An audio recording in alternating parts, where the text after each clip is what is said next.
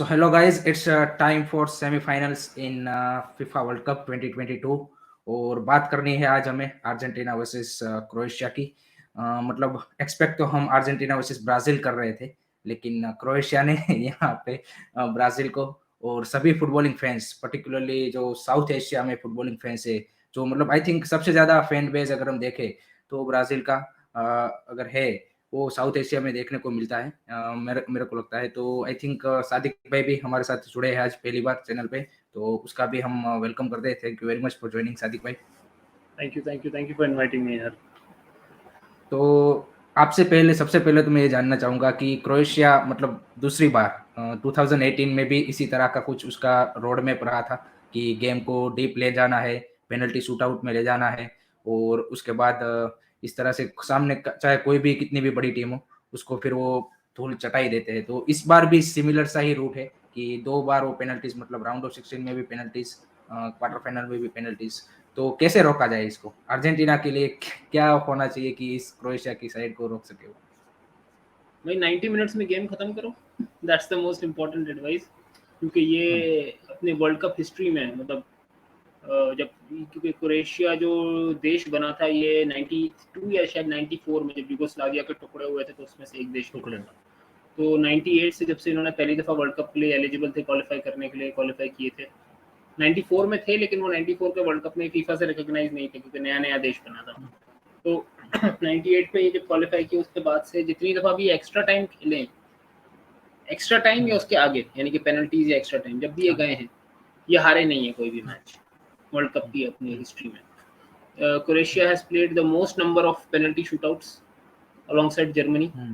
4 penalty winning, 4 penalty shootout जीते हैं ये और 4 लगातार भी जीत गए। तो अगर अर्जेंटीना के अगेंस्ट अगला या से फाइनल में अगर जाते हैं और उधर ही अगला कोई पेनल्टी शूटआउट जीतते हैं तो that would be the 5th penalty shootout which they will win and they will hold the record for that for most penalty. तो इनका अगर आप गेम स्टाइल देखो तो काफी लोग बोलते हैं कि थकते नहीं है, इतने लंबे लंबे मैच खेलते हैं। ये गेम मैनेज बहुत अच्छी तरीके से करते हैं मिडफील्ड में।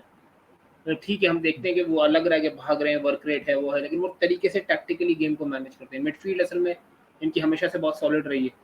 लास्ट टाइम भी ब्रोजोविच थे, मॉड्रिच थे, राकिटिच थे, कोवाचिच ऑफ द बेंच। अभी कोवाचिच स्टार्ट कर रहे हैं, राकिटिच इज रिटायर्ड ऑब्वियसली, तो उसकी जगह फिर आपके पास बेंच से आते हैं लोव्रो मायर आते हैं, आपके पास व्लासिच विंग पे खेलते हैं, वो भी टक इन कर सकते हैं इनटू द मिडफील्ड। तो बड़ा कॉम्पैक्ट और बड़ा एक डिसिप्लिन सिस्टम रखते हैं। लाइंस को अपने बड़े कॉम्पैक्ट रखते हैं, कभी कभी ओपन करते हैं वाइड, लेकिन ज़्यादातर करके बड़ा कॉम्पैक्ट स्ट्रक्चर के साथ खेलते हैं, गेम को मैनेज करते हैं। इनके पास जो एक दिक्कत है, जब से Mario Mandzukic has retired as a striker, अगर आप देखो इवन ब्राजील के against Brazil had so many shots, so many saves by their goalkeeper, Croatian goalkeeper. Croatia had 1 shot on target, वो भी डिफ्लेक्टेड, चला गया, गोल हो गया। बट वही बात है ना, they don't give up, they just keep coming at you and they just keep taking you deep. और फिर पेनल्टीज पे तो जाके भाई I think that goalkeepers are very well trained for like penalties एक तरीके से, क्योंकि वो भी एक आर्ट होता है। To goal keep during penalties is also an art as skill that you can acquire. So I think it's just कि उनका mindset, because एक mindset भी होना चाहिए कि आपको पता है कि we have to take the game deep, और दूसरा एक गेम प्लान को हमने इस तरीके से एग्जीक्यूट करना है। इनका मैनेजर जो है आई थिंक उसका रिकॉर्ड ऐसा है कि जब से उसने टेक ओवर किया है इस टीम का, उसका दूसरा वर्ल्ड कप है, 12 मैच में से वो 1 मैच हारे हैं, वो फ्रांस के against final. So they're a very tough team to beat. वो बोलते हैं ना एक वेटरन खड़ूस टीम जिसको हम बोलते हैं। खड़ूस, हाँ ये मतलब मेरे को वो मैं मतलब इस बात से सरप्राइज हूँ कि ना इस टीम में मतलब आप लेके चलिए कि मॉड्रिच ही एक स्टार मतलब जो सबसे ज्यादा रिकॉग्नाइज प्लेयर है, उसके अलावा उतने ज्यादा मतलब आप देखिए कि एक मॉड्रिच और कोवाचिच को आप ले लीजिए कि उतने स्टार स्टडेड प्लेयर नहीं है, लेकिन एज अ टीम ये मतलब काफी एक आपको लगता है कि जो एक चाहिए आपको वर्ल्ड कप और कप कंपटीशन जीतने के लिए कि टीम परफॉर्मेंस, आई थिंक वो हर बार ये लोग करके दिखाते हैं चाहे कैसे भी मोमेंट हो। ये मेरे को समझ में नहीं आता कि इतनी मतलब परफेक्शन आप पेनल्टी शूटआउट में कैसे मतलब चाहे सामने हमने देखा ये training practice and a mindset कि भाई this is how we take penalties, this is how we score. मतलब उनको है वो की तैयारी करके आते हैं अच्छे से। मतलब हम सुनते हैं कि स्पेन कह रहा था हमने 1000 पेनल्टीज किया, ट्रेनिंग आपको इधर दिखती है कि this is how you train for penalties. What Croatia is बिल्कुल।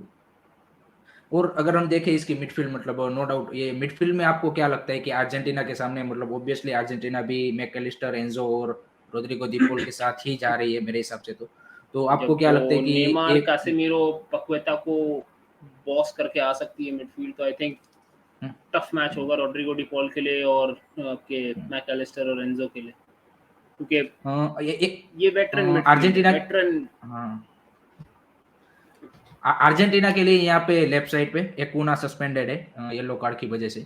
तो वहाँ पे टेक्लिफिया को स्टार्ट करेंगे, तो उसका कितना इफेक्ट आप देख रहे हो कि उसका रोल क्या है, क्योंकि एकूना हमें पता है जब वो अर्जेंटीना के लिए इस वर्ल्ड कप में खेला है वो इम्पैक्ट लाता है वो लेफ्ट साइड पे, जो एक आपको देखो क्रोसिस और टैगलियाफिको उसके जो है ना, क्रोस।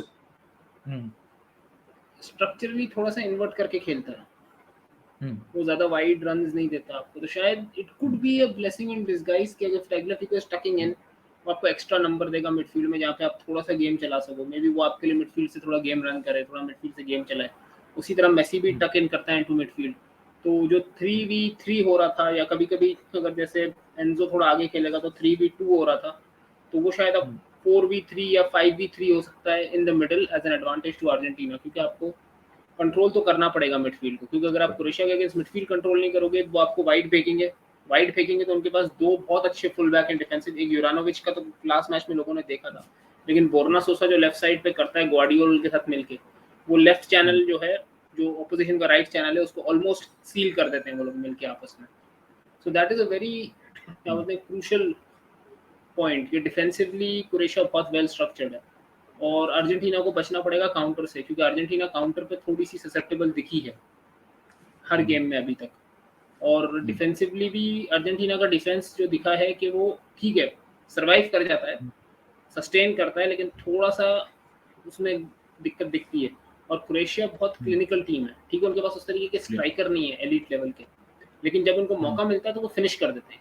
फिर वो डिफ्लेक्शन के साथ हम्म करें, कैसे भी शॉट के साथ करें, कुछ भी करें, but they get an opportunity, they finish their chances. और ये इस वर्ल्ड कप की थीम रही है। अगर आप हम्म देखो, आपको चांस मिले हम्म तो you have to finish it, अगर आप वेस्ट करोगे अपने चांसेस तो आपको पनिशमेंट मिलेगी एंड ऑफ द डे पे। ब्राजील के साथ हम्म भी वही हुआ, कल पुर्तगाल के साथ भी वही हुआ। अगर आप देखो तो इंग्लैंड को भी चांस मिले, पेनल्टी मिली इक्वलाइज करने के लिए, मिस किया, इंग्लैंड गॉट आल्सो पनिश्ड। तो स्पेन का भी यही था, इतनी बॉल रखी, चांसेस सही क्रिएट नहीं किए, they got punished hmm in the end. This has been the theme of the tournament basically, you have to take your chances.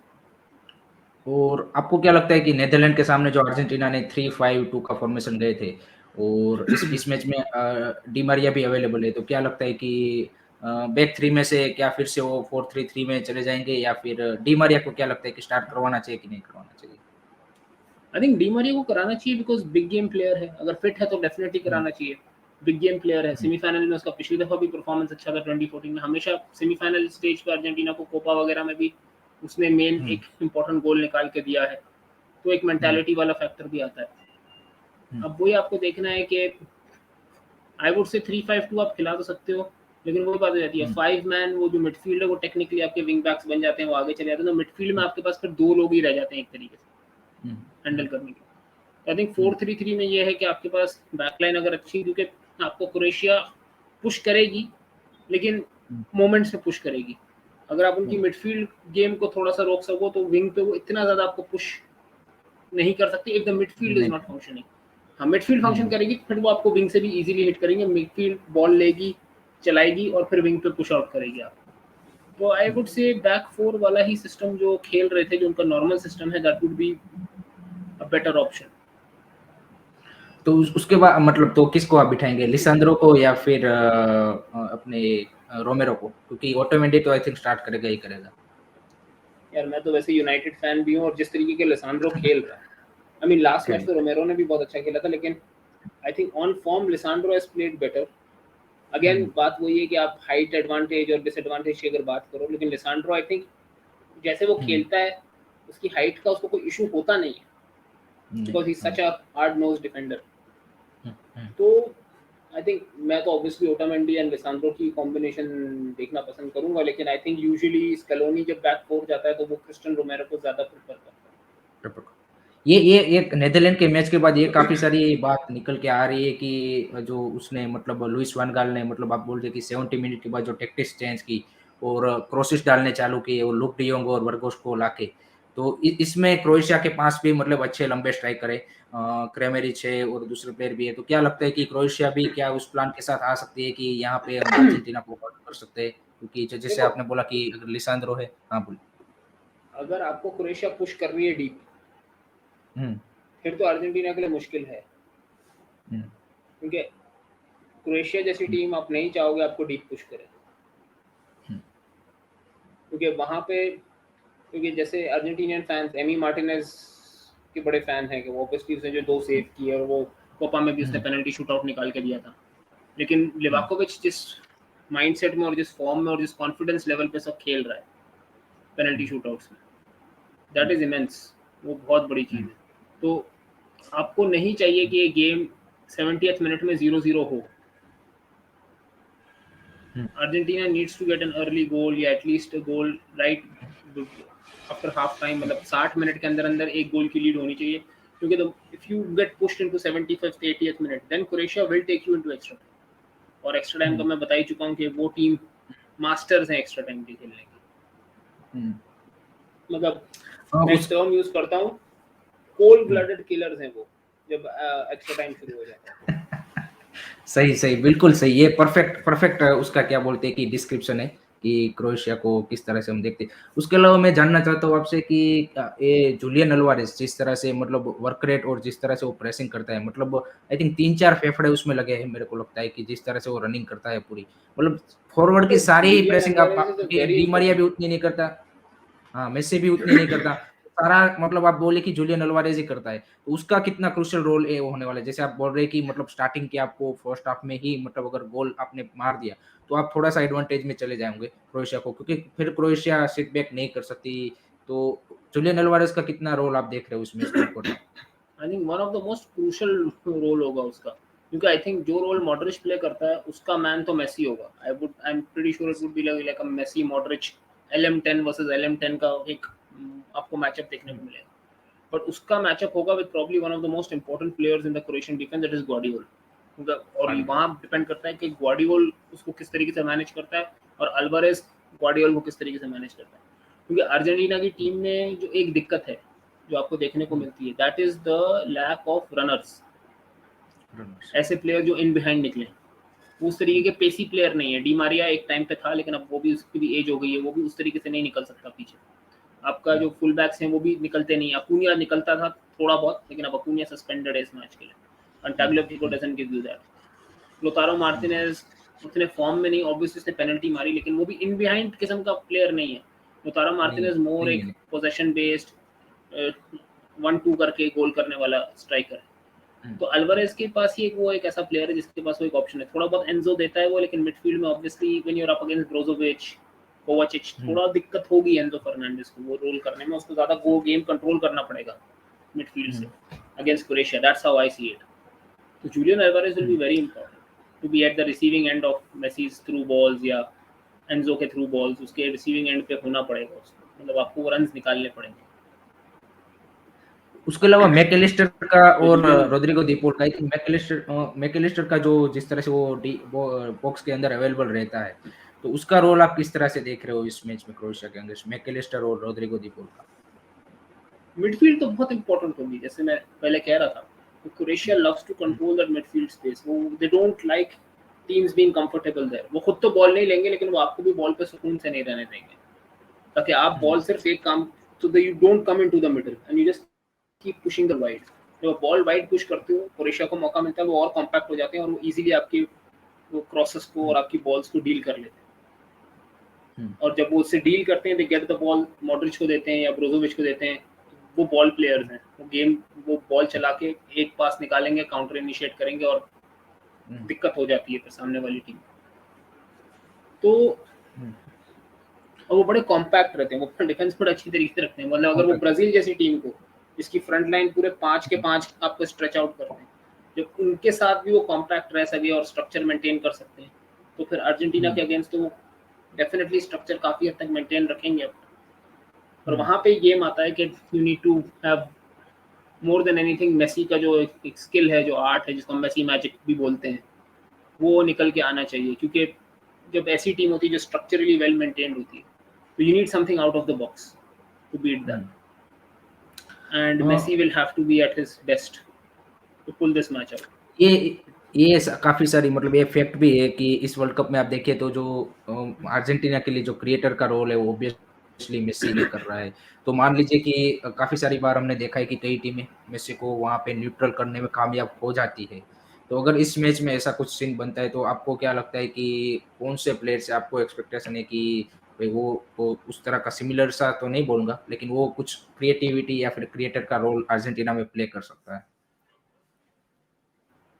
देखो, अगर डी मारिया खेलता है तो Di Maria is definitely that player, मतलब उसका role होगा creativity में, फिर Di Maria will be that additional creator on the pitch. दूसरा आपको आई थिंक थोड़ा बहुत क्रिएटिविटी एंजो फर्नांडिस से भी एक्सपेक्ट करनी पड़ेगी गेम में। तो मेरे लिए ये दो प्लेयर पे मैं नजर रखूंगा, other than obviously Lionel Messi, to do the creative work as well alongside him. और क्रोएशिया में मतलब जैसे आपने बोला कि उसकी डिफेंसिव लाइन काफी कॉम्पैक्ट रहती है, तो यहाँ पे आपको क्या लगता है कि क्रोएशिया की जो स्ट्रेटेजी रहेगी वो मतलब काउंटर वाली रहेगी या फिर पोजीशन क्रोएशिया डोमिनेट करेगी? आई थिंक एक काउंटर प्रेसिंग टाइप उनकी स्ट्रेटेजी रहती है कि वो आपको कंटिन्यूस प्रेस करते हैं इन अ मिड ब्लॉक, वो हाई लाइन करके प्रेस नहीं करते, वो मिड ब्लॉक पे रहते हैं, आपको स्ट्रेटेजिक उस पर प्रेस करते हैं, कंफर्टेबल नहीं रहने देते, और जैसे उनको एक मौका मिलता है कि जहां वो देखते हैं कि भाई आपका शेप थोड़ा सा आउट हुआ है, तो थोड़ा बहुत अगर आप देखो ना तो रियल मैड्रिड स्टाइल खेलते हैं। रियल मैड्रिड मिड ब्लॉक में रहती है, थोड़ा सामने वाली टीम बॉल लेके जैसे ही आगे आती है उनके हाथ में, उनको प्रेस करते हैं, उनको तंग करते हैं, they make sure they are not comfortable and then they try and win the ball, तब जबकि वो देखते हैं कि सामने वाली टीम थोड़ी सी एक एरिया उनका वीक हुआ है, तब वो एकदम जाते हैं all out press, win the ball, hit the counter. तो कुछ उस तरीके का स्टाइल ऑब्वियसली आपको देखने को मिलता है फ्रॉम क्रोएशिया ऑल्सो, लेकिन बस उनके पास दिक्कत ये है क्रोएशिया के पास कि उनके अटैकिंग आउटलेट थोड़े से हैं, जैसे Ivan Perisic obviously brilliant player for them, थोड़ा पेसी, हालांकि एज हो गई है, पेस उतनी, लेकिन अभी भी काफी पेसी है वो, तो वो आपको थोड़ा सा एक आउटलेट देता है विंग पे। दूसरा आपके पास फिर दूसरी तरफ से वो विलासिच खिलाते हैं, तो वही है कि उनके पास वो क्वालिटी नहीं है अटैक में फ्रंट थ्री में, लेकिन अगर काउंटर सही पड़ जाए तो बहुत लीथल हो सकता है। ये मेरा मतलब वही नेक्स्ट क्वेश्चन वही होने वाला था कि मॉड्रिच और मिडफील्ड की तो हम बात करते हैं क्रोएशिया की, लेकिन पेरिसिच का भी आप देखिए क्रूशियल रहा है वो क्रोएशिया के लिए नॉकआउट स्टेजेस में पर्टिकुलरली, जब उसका परफॉर्मेंस आई थिंक काफी क्रूशियल होता है, तो वो भी एक इम्पोर्टेंट प्लेयर रहने वाला है ऑब्वियसली। तो ओवरऑल आपको क्या लगता है कि केजी सा गेम होगा कि या फिर आपको लगता है कि एंड टू एंड चलेगा फुटबॉल? एंड टू एंड तो मुझे नहीं लगता, टफ गेम होगा। आई थिंक अर्जेंटीना थोड़ा पोजीशन ज्यादा रखेगी अपने पास, क्योंकि Croatia will prefer to play off the ball more, लेकिन they will not make it comfortable. यार देखो, आई सी अगर 90 मिनट्स में गेम खत्म हो रहा है तो I see Argentina winning 1-0, may be a Di Maria goal. लेकिन अगर एक्स्ट्रा टाइम में जाता है तो यार I will not bet against Croatia in extra time and penalties, क्योंकि वहां के वो मास्टर्स हैं। फिर तो भाई कुछ भी मतलब हो सकता है। और मतलब ब्राजील के सामने जो क्रोएशिया खेली थी उसमें आपको क्या लगा कि उन लोगों ने ब्राजील से क्या अच्छा किया कि वो मतलब मेरे को तो लगा कि ब्राजील ने उसमें मतलब उतनी ज्यादा कुछ मिस्टेक की नहीं थी मेरे हिसाब से, तो अगर वो लास्ट आई के मीन 15 ब्राजील मिनट अपने करते थे। वो मिडफील्ड में ब्राजील को ज्यादा कंफर्टेबल नहीं होने दे रहे थे, उनको कंटिन्यूसली वाइड पुश कर रहे थे, बाहर से अंदर आके क्रिएट करो, क्योंकि ब्राजील यूजुअली अंदर पहले कंट्रोल लेती है, अंदर से वो बाहर जाते हैं और फिर वापस अंदर आते हैं, वो उन्होंने बाहर ही बाहर रखा, मिडिल में उनको कंट्रोल लेने ही नहीं दिया। और वहां पे लोग मतलब इसलिए मैं देख रहा हूँ कि डिपॉल को काफी दिक्कत होगी, क्योंकि वहां पे ब्राजील के पास कैसेमीरो जैसा प्लेयर था, पकेटा जैसा प्लेयर था, तो ऑब्वियसली कैसेमीरो और डिपॉल के क्वालिटी में काफी फर्क है। तो जब कैसेमीरो मैनेज करने में उसको दिक्कत हो रही थी, तो डिपॉल को, एंजो को और मैकलिस्टर को दिक्कत तो होगी, बट ऐसा नहीं है कि वो नहीं कर सकते, क्योंकि उनके पास नंबर्स होंगे, मेसी ड्रॉप इन करेगा, इधर से टैगलेफी को टक इन कर सकता है, तो there will be some numbers that they will have. तो और जैसे मैं कह रहा हूँ कि मेसी का एक आधा, मेसी डी मारिया का एक लिंकअप गोल आ जाए, उसके बाद फिर अर्जेंटीना भी मैच को ग्राइंड करे, क्रोएशिया भी ट्राई करेगी स्कोर करने का और ग्राइंड करेगी, तो कुछ हद तक आपको ऐसा मैच हो, हाँ तो बोलिए कुछ हद बोलिए। तक ऐसा मैच होगा जो कि थोड़ा सा केजी किस्म का होगा, देखने में कभी-कभी मजा भी नहीं आएगा और लगेगा यार क्या चल रहा है, लेकिन चल रहा है। This is semifinal of the world cup, तो दोनों टीमें ऑब्वियसली काफी टफ आएंगी एक दूसरे के अगेंस्ट। एक एक मैं जानना चाहूंगा कि आपको लगता है कि फिजिकल होगा ये गेम, मतलब बिल्कुल और बिल्कुल ज्यादा, या फिर आपको? बिल्कुल, नो डाउट, अच्छा। No doubt. क्रोएशिया वैसे ही प्रेस करती है, थोड़ा फिजिकल रहती है। हम्म, अर्जेंटीना का भी वही हम्म, एटीट्यूड है। आई हम्म, थिंक फिजिकल तो होगा, फिजिकल तो नो डाउट होगा, लेकिन आई थिंक इल मैनर्ड या इल टेम्पर्ड नहीं होगा। जैसे लास्ट मैच थोड़ा सा हम्म, झगड़े वगड़े ज्यादा, ये फिजिकल होगा, झगड़े। ये पिच पे हम्म, फिजिकल होगा, लेकिन ऑफ द पिच ज्यादा कुछ हम्म। आपको नहीं देखने को मिलेगा। ये मैं नीदरलैंड से भी मैं काफी सरप्राइज था, मतलब मैंने कभी सोचा नहीं था कि नीदरलैंड भी ऐसा कर सकती है, जिस तरह से मतलब पूरा भाई वो माहौल। नेदरलैंड्स तो बैटल ऑफ न्यूरम्बर्ग लड़के आए पोर्चुगल के अगेंस्ट 2006 में, 17 कार्ड हाँ, लिए थे उस मैच में टोटल, दोनों टीमों नहीं ने। नहीं, करंटली प्रॉपर प्लेयर्स है, मतलब फ्रैंकी डियोंग और वो सब सीधे साधे लगते हैं मेरे को, इसलिए तो मैंने हाँ, मतलब लेकिन वो वर्गोस जैसा प्लेयर। थोड़ा बहुत रेफरी का भी था। हाँ। फिर लुई वैन हाल की और मेसी की हिस्ट्री भी है, तो काफी सारी चीजें हैं जो कि मैटर कर जाती हैं कभी आपको नहीं कभी। लगता कि नहीं नहीं, मेरे को ये सच में मैं आपसे जानना चाहूंगा, एज आप डॉक्टर, आप प्रोफेशन में हो, तो ये थोड़ी सी ऑफ बीट बात हो जाएगी, लेकिन फिर भी जानना चाहूंगा कि ये मेरे को तो लुइस वैन गाल का ये लगता है कि जब उसको ये नो डाउट एक सीरियस बीमारी कैंसर से वो बाहर आ रहा है और एज भी हो गई है, थोड़ा सा वो चिड़चिड़ा सा मेरे को हो गया है, क्योंकि वो नहीं नहीं हर बात वो। नहीं लुई वैन हाल का है वो थोड़ा सा, he has always been a little bit outspoken पहले से ही। हम्म, और हम्म, ऑब्वियसली उसका और मेसी का एक अभी से नहीं चल रहा, वो 2003 से है, जब मेसी का जो आइडल रहा है, वो दो हम्म, आइडल्स थे उसके, एक पाब्लो आइमार था, दूसरा जोआन रोमान रिकेल्मे था। तो रिकेल्मे हम्म। और वैन हाल के काफी आपस में वो थे, तो उसमें फिर Messi doesn't technically like Louis van Gaal much. अच्छा। और आपसे एक लास्ट क्वेश्चन मैं जानना चाहूंगा कि इस वर्ल्ड कप का आपका सबसे फेवरेट मैच जो अभी तक का हुआ है, उसमें से आपको बेस्ट मैच कौन सा लगा है कि भाई नहीं, ये मैच मेरे लिए वर्ल्ड कप का मैच ऑफ द टूर्नामेंट था? यार स्पेन जर्मनी जो ग्रुप स्टेजेस में हुआ था, बेहतरीन मैच था, टैक्टिकल मास्टर क्लास था। हाँ, मतलब इस वर्ल्ड वो कप में वो इतने अच्छे मतलब। मैच हुए। जापान जापान जर्मनी भी बेहतरीन मैच था। जापान हम्म, स्पेन भी बहुत अच्छा मैच था। हम्म, आप अगर बात करो अच्छे मैच की, तो आपका ये जो ब्राजील क्रोएशिया हुआ, उसके बाद जो अर्जेंटीना क्रोएशिया। नीदरलैंड, मतलब बेहतरीन वर्ल्ड कप हुआ है। मतलब अभी हम्म, एक मैच को बोलना is a little too early, क्योंकि इतने सारे अच्छे मैच हुए। Hmm, I would like hmm, to let the world cup end, फिर 1-2 महीने बाद हम्म। जब दोबारा रिफ्लेक्ट करेंगे तो शायद आएगा कि हाँ यार ये मैच बहुत अच्छा मेमोरी में फिट बैठा है अभी तो। और ओवरऑल आपकी एक्सपेक्टेशन को पार चला गया ये वर्ल्ड कप, या फिर आपके लिए नो अभी डाउट, भी लगता है नो कि? Doubt, no doubt. हम्म, मैं भाई तो 94 was the first world cup I followed, और हम्म, 98 से मैं मतलब प्रॉपर हर मैच देखने के जैसा मैंने देखते वर्ल्ड हैं। कप देखा। 94 में तो इतना मैच आते भी नहीं थे टीवी पे, ज़्यादा अखबार में ही फॉलो करना हाँ, पड़ता था। हम्म, तो 98 के वर्ल्ड कप में भी अच्छे मैचेस थे। 2002 तो ऑब्वियसली मेरा फेवरेट वर्ल्ड कप था, because Brazil won with Brazil. R9। हम्म, तो R9 के साथ ब्राज़ील जीती थी, तो वो एक उसका एक अलग जगह है मेरे दिल हम्म। में उस वर्ल्ड कप की। लेकिन हाँ, इटली जब जीती 2006, मतलब हर वर्ल्ड कप में, लेकिन जिस वर्ल्ड कप में जितनी स्टोरी लाइन्स हुई है ना, जितनी स्टोरी लाइन्स हुई है, वो हम्म, 3-4 वर्ल्ड कप के मिला के होती हैं। मिला के। हाँ। और इसका एक एक खास पहलू ये भी है कि पूरा जो मतलब सारा कंट्रोवर्शियल और क्यों कतार में हो रहा है, और उसके बावजूद भी जिस तरह से world cup, I think as a management, मेरे को तो मतलब ये इस वर्ल्ड कप से मैं तो कोई कंप्लेन नहीं देख मतलब रहा हूँ, जिस तरह से इन लोगों ने थोड़ा बहुत वेस्टर्न मीडिया ने भी बड़ा चढ़ा के बोला है इस बड़ा चीज़ चढ़ा को। के। और वही बात है ना कि वो कभी-कभी आप बोलते हैं ना कि इंसान काफ़ी कोशिश करता है किसी चीज़ को नीचे ले जाने की, लेकिन वो ऊपर वाला नीचे। सोचता नहीं ये चीज़ अच्छी होनी होती है, तो वो खुद ब खुद अच्छी हो जाती है। हाँ। तो मेरे लिए भी मतलब मैंने जो वर्ल्ड कप देखे 2010 से, उसमें मतलब ये मेरे लिए तो अब तक का बेस्ट वर्ल्ड कप रहा है, नो डाउट अबाउट दैट। तो काफी सारी बात की है, तो ऑब्वियसली सादिक भाई ने अपना प्रेडिक्शन भी ऑलमोस्ट दे ही दिया है कि 90 मिनट तक अगर अर्जेंटीना ये गेम खत्म कर पाती है तो Argentina have a chance, otherwise there is a chance of Croatia winning it. तो that's it guys about Argentina versus Croatia. एक अच्छा मैच हमें देखने को मिले, वही हम उम्मीद करते हैं, और इस वर्ल्ड कप का जो एक चला आ रहा है कि भाई बेहतरीन मुकाबले हमें देखने को मिल रहे हैं, तो उसी तरह का मुकाबला हो तो मजा आएगा।